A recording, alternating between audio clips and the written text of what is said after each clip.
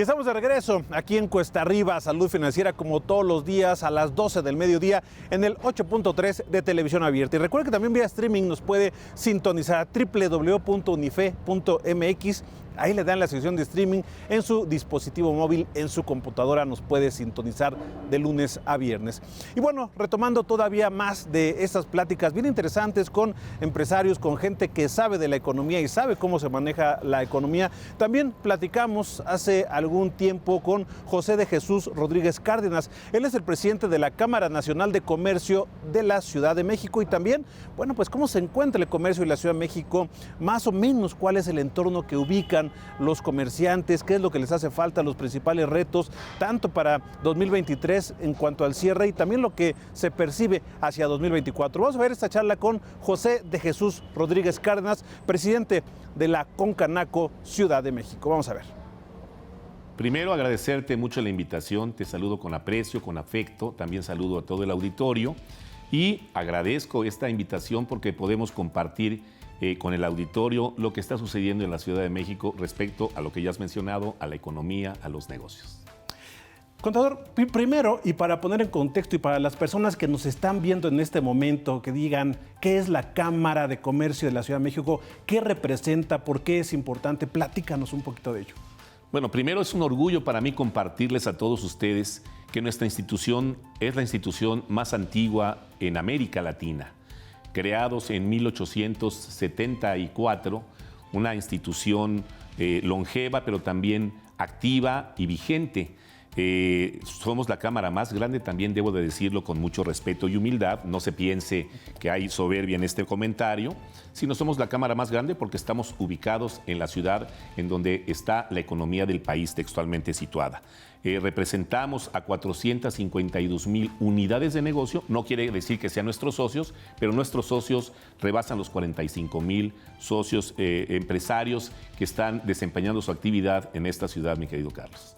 Y bueno, hablábamos del entorno que han pasado. La verdad es que los negocios, los comercios, el comercio formal, pues no la ha pasado tan fácil, ¿no? Venimos de la pandemia de COVID-19. Después de la pandemia vino una crisis económica financiera y después de la crisis económico-financiera viene el tema inflacionario que afectó a todos. Y bueno, obviamente esto impacta al comercio formal de la capital del país. ¿Cómo la pasaron? ¿Cómo la están pasando en lo que va de este año? Sí, bueno, mira, para abordar eso, permíteme comentarte que para eso son las cámaras. Y en este particular, la Cámara de Comercio de la Ciudad de México, somos un órgano de consulta obligado de los 3 niveles de gobierno. Y nos corresponde representar los intereses legítimos del comercio organizado de la ciudad. Y ahí es donde teníamos que intervenir, porque efectivamente en la pandemia se vio azotado este sector de manera poderosa. Como sabes, hubo el cierre por más de un año, 8 meses de empresas que lamentablemente muchas de ellas tuvieron que cerrar sus puertas, lo que significa la pérdida de empleos y lo que significa la afectación a la economía de esta ciudad.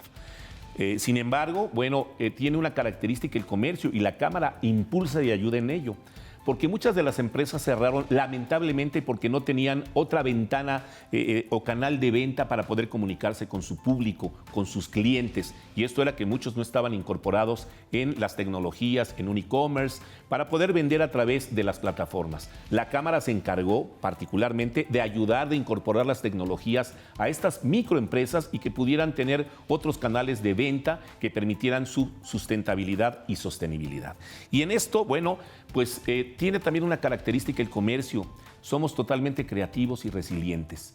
Y esto permite que entonces pueda existir ese resurgimiento del sector comercio de la ciudad, que significa, permíteme decírtelo, el 92% del Producto Interno Bruto de esta ciudad, que son el sector terciario, que significa 7 de cada 10 empleos y que significa 9 de cada 10 empresas. Eso es lo que nosotros representamos y nos compromete y desde luego nos responsabiliza de tener acciones que sean encaminadas justamente al crecimiento y ahí va bastante bien. Para ponerte un ejemplo, el primer trimestre de este año fue, yo diría que un trimestre no esperado. En enero, 53.201 millones de pesos y destacamos tal vez en un solo día 3.135 millones por el Día de Reyes. Okay. En febrero estaríamos hablando de 53.350 millones y 4.254 por el Día de San Valentín. En marzo estamos hablando de 47.000 millones de pesos y el tianguis turístico tuvo que ver con ello para hacer una suma total en el primer trimestre de 149.559 millones de pesos. Pero, ¿esto qué significa? El 38% superior en este trimestre al año 2022. Ahora, déjame preguntarte sobre eso que comentas, y es bien importante. Vamos, la inflación se disparó a términos históricamente altos. Se rompieron récords de la inflación. 22 años sin haber llegado a ese... Exacto, fue muy importante la inflación. Ya está bajando y eso es una buena señal. Pero en este lapso de alta inflación, los comerciantes, el comercio organizado, pudo de alguna manera absorber esos costos. Es decir, porque los productos caros no te los van a comprar. Entonces, lo que se podía hacer es que los comerciantes absorbieran un poco de esa inflación para no trasladar al precio final. ¿Esto ocurrió en la realidad? Ocurrió en la realidad, sin duda alguna. El tema inflacionario tiene que ver justamente con el incremento de los productos de consumo. Y en ello recordarás que hubo el famoso PASIC, claro, pacto para la contención de la inflación, y en ello participamos todos. Y nosotros tuvimos que absorber parte de este costo reduciendo las utilidades. Pero esto se trataba de que redundara en redignificar el salario de las personas para que les alcanzara. El tema más fácil para ver la inflación es que te das cuenta que con lo que comprabas una cantidad determinada en el súper, bueno, pues ahora ya no te alcanza para ello. Entonces, sí hubo un esfuerzo real del sector empresarial, particularmente del terciario, en donde las tres, el primario, secundario y el terciario, hicimos un compromiso para tratar de contener. Y fue muy diferente, y esto lo celebramos porque fue un buen acuerdo con el gobierno. Una cosa es contener los precios y otra cosa es controlar.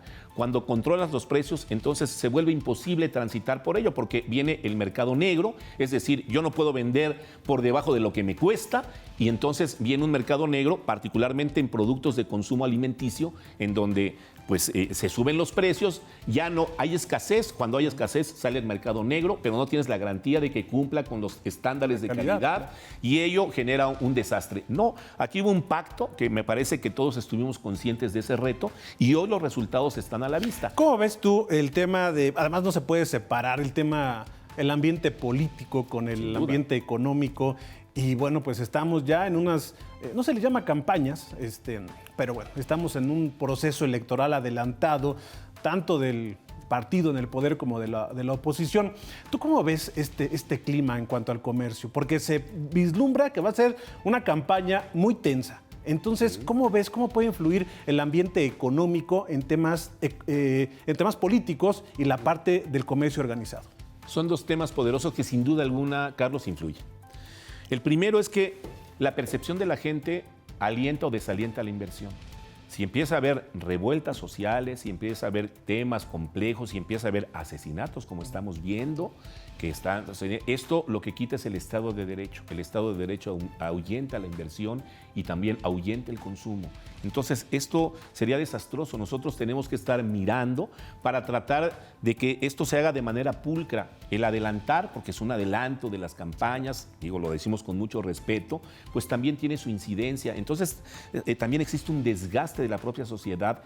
Todo político, no sé si sea lo más benéfico, pero al comercio sí lo afecta en ese sentido. Tenemos que buscar un clima de estabilidad y que esto se desarrolle de una manera armoniosa y en paz para que esto pueda suceder. Porque hay otro fenómeno, empiezan las marchas, y las marchas es de lo que más afecta al comercio organizado. ¿Hay un cálculo de las marchas? ¿Cuánto afecta al comercio? No, claro que hay un cálculo. O sea, hay marchas que nos generan en un día una pérdida de 5,000 millones de pesos, dependiendo de su ruta, porque además las marchas no solamente se quedan en el paso, en el cierre y la falta de clientela, afectan los propios negocios, los violentan a las propias personas, y esto sin duda alguna es un desastre para todos y tenemos que estar pensando mejor en que esto se lleve en armonía, en paz y en las mejores condiciones para evitar este tipo de fenómenos que sin duda alguna nos afectan, pero además los tenemos que enfrentar.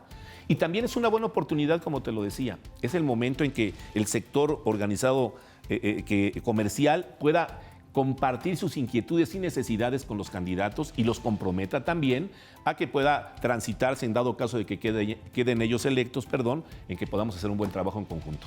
Claro, ya pensaron en acercarse, ¿no? Todavía no, porque No, si en ellos este adelantaron, momento, ustedes no. Pero ya estamos redactando nuestras exactamente, necesidades, para quien claro. tanto presidente o presidenta, jefe o jefa de gobierno y también las alcaldías que son importantes. Particularmente aquí las alcaldías, Exactamente. que hoy están divididas, ¿no? Así es. En partidos, hablando de esto, y que algunas tienen un criterio disímbolo. Tenemos que buscar, ya siendo autoridades, ya son las mismas, ya no Gobiernan tienen que para haber todos, colores, claro. y tienen que homogeneizar sus criterios. Pues enhorabuena y que se cumplan estas estimaciones positivas, que todo el ambiente político, social, económico sea en beneficio del comercio organizado por lo que representa en la economía nacional, por lo que representa en la capital del país. Y bueno, seguramente podemos platicar en otro momento, pero te agradezco mucho que hayas venido a platicarnos sobre este entorno y bueno, pues aquí la invitación siempre está abierta. Te lo aprecio mucho, Carlos, a ti y a todo el auditorio, y es un placer y un honor acompañarlos.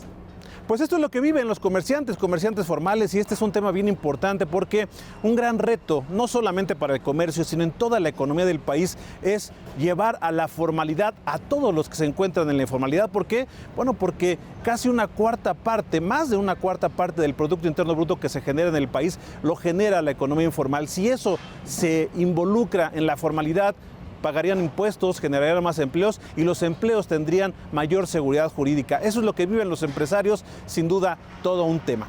Vamos a un corte, regresamos todavía con más información aquí en Cuesta Arriba. Salud Financiera, no se vaya.